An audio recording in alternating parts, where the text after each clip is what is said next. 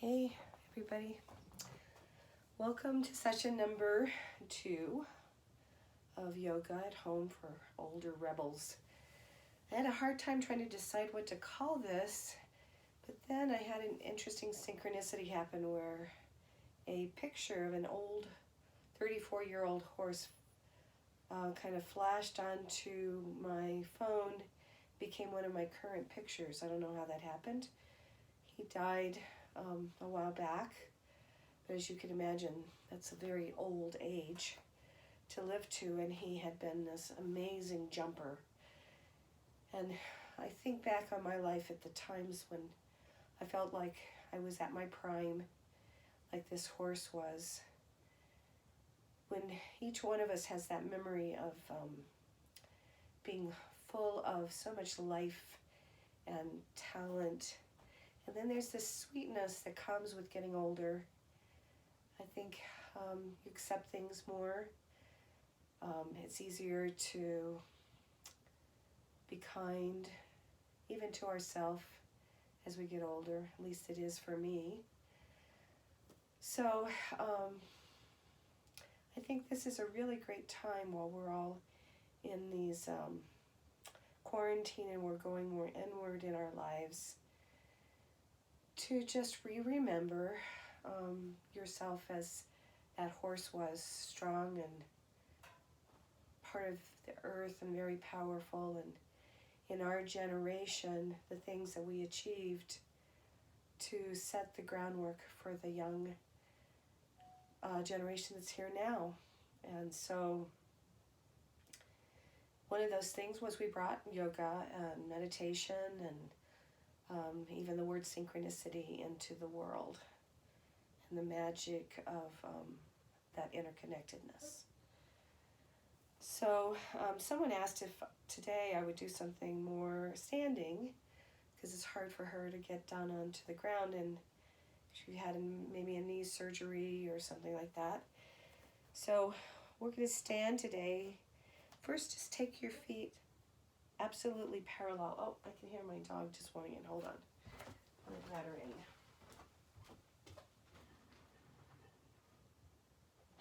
Come on in. That was such a gentle way of her asking to come in. This is Tess. So first, stand with your feet absolutely parallel. And that actually means that they're not too wide or too narrow. You think of parallels going straight down from your hip joint. And as you look down at your feet, I really do want them parallel. It's very important for most of the poses that you start in the right, correct alignment.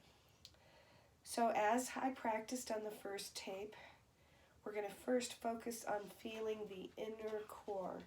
And I like to do that sometimes by imagining I'm pulling a coat around my body, like a big, long trench coat. And as you pull that around your body, you can feel your tailbone sink down. You can feel your lower back sink down into the earth, right? You can see how my body changed when I did that. You can feel more weight in your heels. So now my body is more grounded. I'll float my waist up. And as I come over the top in this stretch this time, I'm still keeping that feeling of the inward turn of the body. I keep reaching forward and out. It's the same thing as sitting. We were sitting, now we're just doing the same thing standing. In many ways, it's easier to do it correctly standing than it is sitting. So now bend your knees, round your back, roll up one vertebrae at a time, very slowly. We're only going to do a couple of poses here, so this becomes very important. Shrug your shoulders up, rotate back, and we'll do the same thing again. You should already feel some interesting kind of energy, weight in your hands. Round your back again. You look sideways. I'm actually rounding into my spine. So round your back, tailbone under. I float the waist up. This is called separation. It's kind of like feeling like a pot springing up a flower springing up out of the pot. When the pot gets heavier and the flower gets taller, we come forward.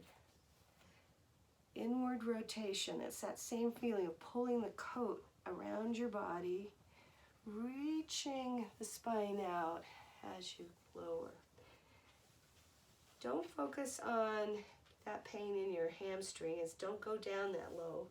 Just, find a nice distance for you. Bend your knees, round the spine, and roll up one vertebrae at a time. This time we're going to take our hands over our head, press your palms up. As you do that, sink the tailbone under and separate your spine. Take your hands out to the side. I'm going to do just a standing twist. So I'm going to sink the tailbone under, float your spine up, and is a little twist. And coming back and rest. Sink the tailbone under, float your spine up, a little twist. And releasing back. Reach down and stretch through the side. And coming back up. And one more time, we reach, go to the other side and stretch. And coming back up. Good, bend the knees again. And we'll do our second pose, which will be a little back bend. Most people are kind of a little frightened of back bends, but you don't need to be. You want to feel like your head's going to just fall back. But it's going to do that as the chest lifts. So I'm going to imagine my sternum reaching towards the ceiling and then the head falling and then coming out. Now, as you do that, it's still that feeling of rotating into your inward center. So you pull into the core, separate the body, let the sternum lift, the head falls back.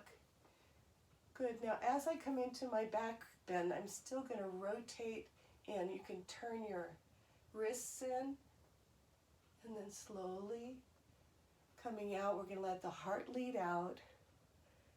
The head comes forward, it just follows.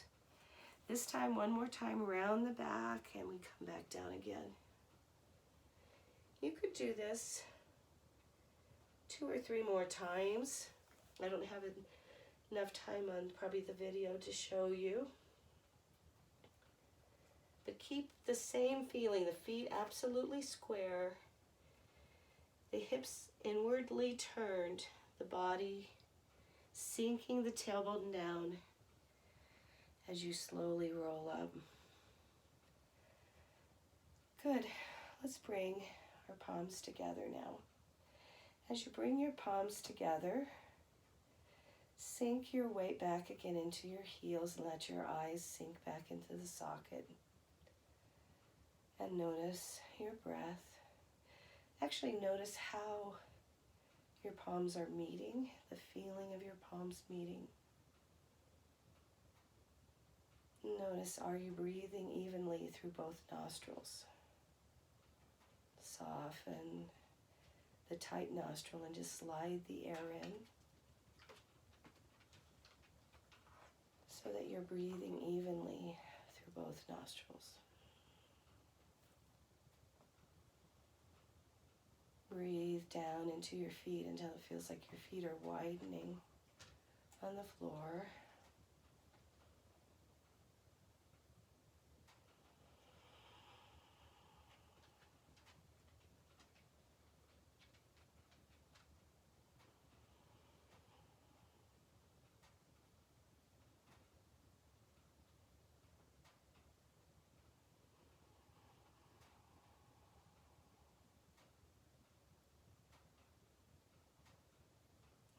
Thoughts drift away.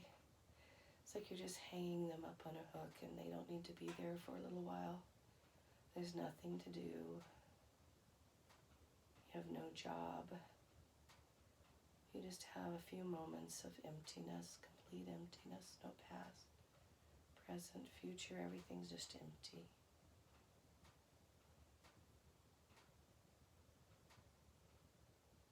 idea of who you are or what the world should be. Everything just naturally, easily silent and empty.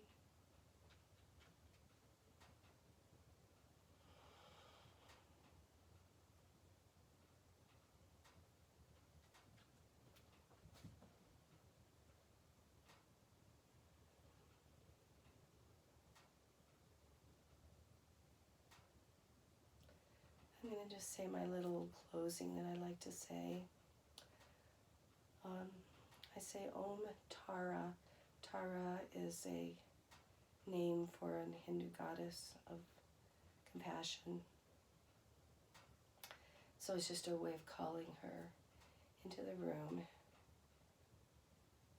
And the last part of my little saying at the end is saying the divine in me salutes the divine in you. That's what Namaste means. So all of us think about saluting the divine in every person in the world, that there is inside of everybody that divine that unifies us and connects us through our heart.